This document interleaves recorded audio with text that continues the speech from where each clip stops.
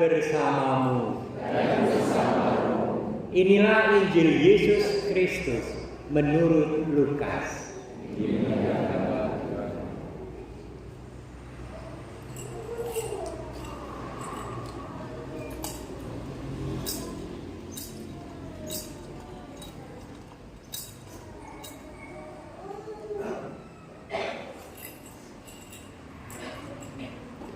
Ketika Yohanes tampil di Sungai Yordan, banyak orang menanti-nanti dan berharap.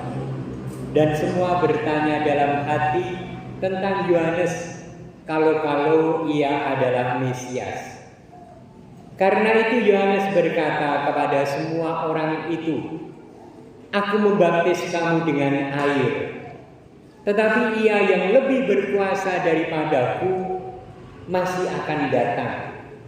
Dan membuka tali kasutnya pun aku tidak layak. Ia akan membaptis kamu dengan Roh Kudus dan dengan api."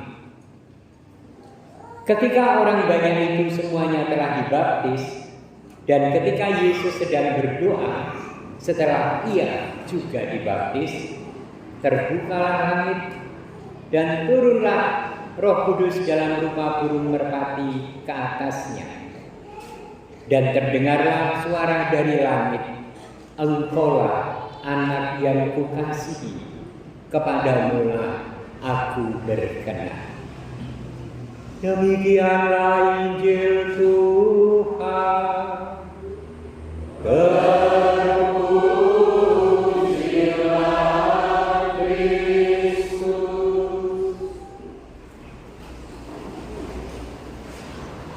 Tren anak-anak kota yang sekolah di SMA adalah live in neng desa, gitu kan?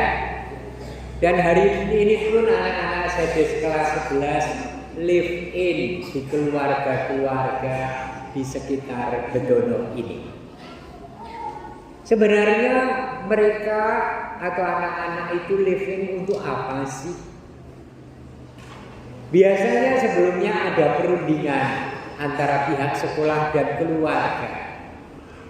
Pihak sekolah wanti-wanti supaya anaknya tidak menjadi manja di rumah itu, supaya masak-masaknya seperti keseharian dan tidak istimewa, supaya kalau ada pekerjaan bagikanlah kepada anak yang sedang live in, supaya kalau pergi ke ladang ajaklah dengan membawa pacul atau arit atau bendo atau labung atau apa. Ketika si tuan rumah berkeringatan di tegalan, anak itu mengalami keringat juga karena membantu. Ketika si ibu itu sedang di dapur dan memasak dengan penuh asap dan abu karena pakai kayu, si anak itu pun akhirnya tahu bagaimana menyulut kayu dengan ternyata daun kering umpamanya. Dan pengalaman-pengalaman lain, ketika makannya hanya tahu tempe dan anak-anak sehat dan keluarga itu kuat, mereka juga paham dan mengalami, oh yo sehat kuwi ora kudu mangan sing enak sing sak karepku. Ketika keluarga itu mengadakan perjalanan hanya jalan kaki kalau hanya 2-3 kilometer, sementara biasa si anak mesti harus diantar atau naik sepeda motor, sekarang menjadi tahu ternyata sehat ya jalan kaki dan toh sampai dan toh sempurna pekerjaannya. Kurang lebih begitu. Itu di satu sisi. Sisi lain keluarga biasanya tidak tega, orang mentolo nek anak wirkoso. Apalagi kultur kita yang sangat respect pada siapapun, bahkan kalau itu berbeda dengan kita. Kita ingin memberikan yang terbaik. Sehingga walaupun sekolahnya sudah memberi waleran, memberi pedoman untuk si anak, kita tetap beleh titik. Kita tetap membeli sayur yang enak untuk si anak dan seterusnya. Ono gesek. Tetapi saudara-saudara, itu adalah ajakan pengalaman berbela rasa di dalam kehidupan iman kita. Dan berbela rasa, setia kawan, solidaritas, merengkuh sebagai saudara yang equal, yang sama, itu adalah kultur kekatolikan kita, kultur yang diwartakan Allah kepada kita. Amin. Hari ini adalah pesta pembaptisan Tuhan. Baptis Yohanes mewartakan baptis, bertobatlah dan berilah dirimu dibaptis demi pengampunan dosa. Jadi baptis Yohanes adalah untuk pertobatan dan pengampunan dosa. Dan orang-orang antri untuk dibaptis.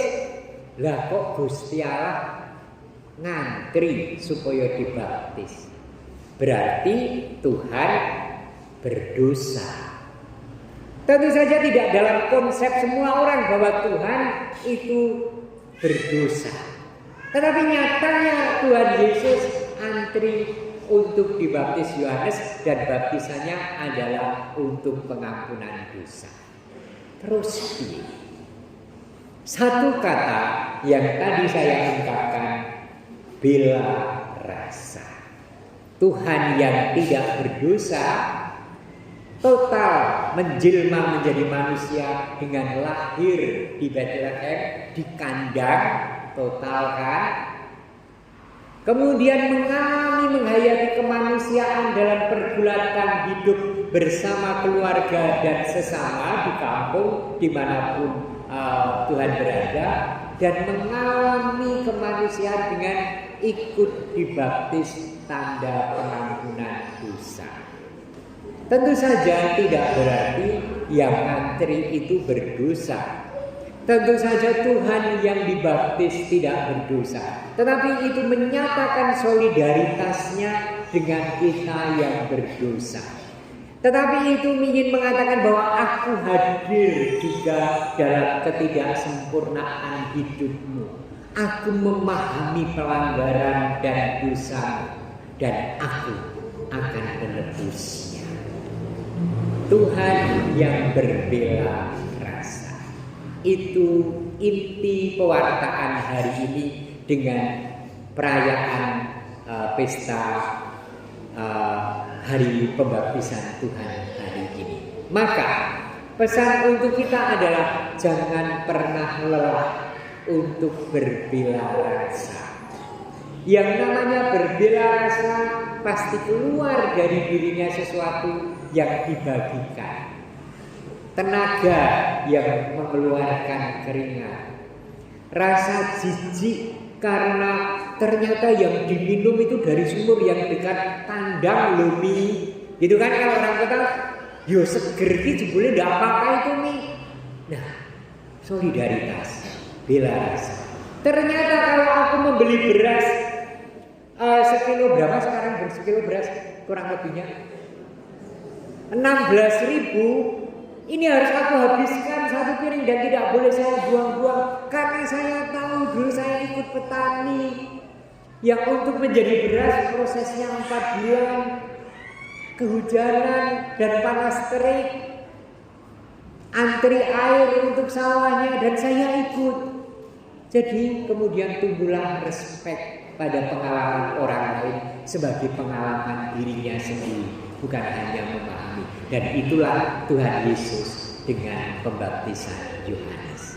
Maka sekali lagi, ayo kembangkan watak bela rasa. Gampang tersentuh oleh belas kasih pada orang lain. Dan pengalaman-pengalaman pendidikan keluarga kita pastilah mengantar kita ke sana. Apalagi kultur kita di Bedono ini, di keluarga-keluarga kita masing-masing. Wis lumrah nek ana tamu ki mesti gawe wedang. Lah mbok nek kunjungan pastoral wis diwanti-wanti, Bu, kangge kula namung seprapat jam, pindah-pindah mboten sanyugo. Tetep wae ono suguhan. Gitu? Ketoke ora ilok nek ora nyuguh, nek ora nyaosi wedang apa unjukan. Saya tadi sudah makan di tempat itu, nanti tidak usah disediakan makan, tetap baik disediakan makan. Lihat, kultur-kultur yang baik, indah, kerelaan, belas kasih, kemurahan hati, itulah wujud-wujud semangat bila rasa. Dan hari ini kita diteguhkan untuk terus memupuk pada diri kita, pada keluarga kita masing-masing, dan dimanapun kita hadir.